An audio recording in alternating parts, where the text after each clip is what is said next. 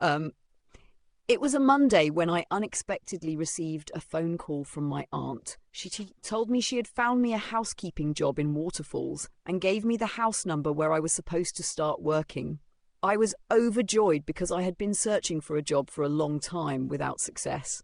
Things at home weren't easy, and my stepmother often mistreated me, sometimes waking up angry for no reason, acting as if I'd insulted her. On such days, she wouldn't cook, and I'd go the whole day hungry. Deep down, I knew she wanted me out of the house, either to get married or to find work, but I wasn't ready for marriage. I wanted to work first, save money, and only then get married. The people I lived with never understood me. They thought I was just being stubborn. I also had a younger brother who needed care, and that pushed me even more to look for a job so I could help him. My dream was to save enough money to open a small grocery shop by the end of the year. My name is Rumbi. I'm 18 years old. I went to school up to Form 4, but I couldn't continue because my family couldn't afford it. Life at home was very hard. My younger brother was still in school, about to sit for grade 7, but he had no proper uniform to wear. My stepmother misused the money my father gave her, spending it on unnecessary things. I often regretted that my mother had died during the COVID period. We didn't even get the chance to mourn her properly. She went straight from the mortuary to the graveyard. I was a girl admired by many boys, but I refused all advances because of my situation. Back to my story. When I came into the house that day, I saw my stepmother holding her jaw as if she had stress. When I greeted her, she looked startled and asked, "Where are you rushing to?" I replied, "My aunt called me. She's found me a job and I need to go meet the employer now." She scoffed, "Oh, just go work then, because if you don't, your mother's child won't go to school. I can't keep taking care of a child that isn't mine. And when you go to work, don't go for flirting with other people's husbands." Her words cut me deeply, but I didn't respond. I went to my small room, packed a few clothes in a bag, and prepared for the next morning. I went into the kitchen to cook lunch. But she came and started shouting again. "So you want to leave after wasting our food? Do you even budget when you cook?" I answered, "I only used 1 cup of rice, Mama." She snapped back, "I'm not your real mother. Don't call me that."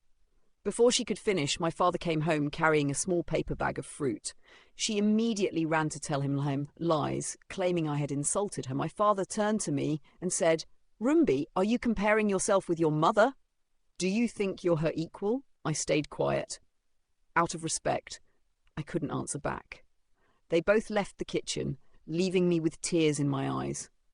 I finished cooking and served the family. Afterwards, I told my father about the job. He simply said, "Work well, my child. Don't embarrass us by chasing after other people's husbands. Remember, this is your aunt's friend who helped you." His words hurt me. I didn't understand why they all thought I would behave that way. I just nodded silently, showing I understood. That night, before bed, I prayed, "God, please guide me at this job. Don't abandon me. I want to take care of my brother." Then I fell asleep, though my heart was heavy thinking of my little brother who would continue to suffer at home without my help. The next morning, I overslept. By the time I woke up, my little brother Sean had already gone to school. I had to report to work at 12, so I rushed to finish the house chores. By 11, I had bathed and was ready. I tried to say goodbye to my stepmother, but she ignored me. As I was about to leave, she called out, "Are you leaving without cooking for me? What am I supposed to eat?" I said, "I'm late, Mama. Aunt said this employer doesn't tolerate lateness." She sneered, "I don't care. Go cook me rice, chicken and salad. That's what I want today." She even snatched my bag and threw it down. I realized she just wanted me to be late and lose the job. But I had no choice. I quickly cooked everything using the 4-plate gas stove. By the time I finished, it was already very late. I grabbed my bag and said, "Mom, I'm going now. If I don't make it, they'll find someone else." She answered coldly, "If you don't make it, don't come back here. You'll have to find somewhere else to live." I didn't reply. I just left, tears burning in my eyes, praying that God wouldn't let me be late. Just as I stepped outside the gate, my phone rang. It was a new number. My heart raced as I picked up. "Hello?" A sharp woman's voice scolded me. "So do you even want this job or not? I've been waiting for you the whole day. I'm about to catch a flight and you're still not here. What kind of girl are you? Let me call your aunt and tell her you're unserious." I quickly apologised.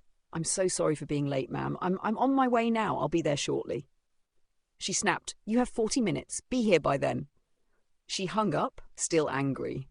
I hurried and boarded a car going to Waterfalls. When I arrived, a gateman opened the gate for me, and I walked into a beautiful double-storey house. Inside, a well-dressed couple sat waiting. The wife eyed me suspiciously and said, "So, little girl, can't you greet us first? You're just busy looking at my house, but you'll never own one like this." Her words stung, but I kept quiet. The husband, handsome but reserved, was busy on his phone and said nothing. When I tried to sit on the sofa, the woman snapped, "Don't sit yet. Go bathe first. We don't want pests from outside in this house. If you want to speak, stand." I greeted them properly, but the husband ignored me. The wife then explained all my duties, cleaning the house, doing laundry and cooking. She said she would pay me $100 to start. I forced a smile, pretending to be happy. She told me they had no children yet, but I was to call her madam and her husband sir. Then she showed me my room with an ensuite bathroom. She ordered me to bathe immediately and then start cooking, since they were travelling to South Africa to shop for clothes. I bathed quickly, cooked and served them lunch. As they ate, Madam said, "Rumbi, I'm leaving now. I'll be back next week. Don't wait for Sir to tell you what to do. Clean my bedroom, cook for him and make sure my house is spotless. I don't want to come back and find my things out of place. Do you understand?" Her tone was strict, but I had no choice. I needed this job. Later that evening, Sir came back drunk. I greeted him, but he staggered past me without a word, heading straight to his room. End of chapter 1.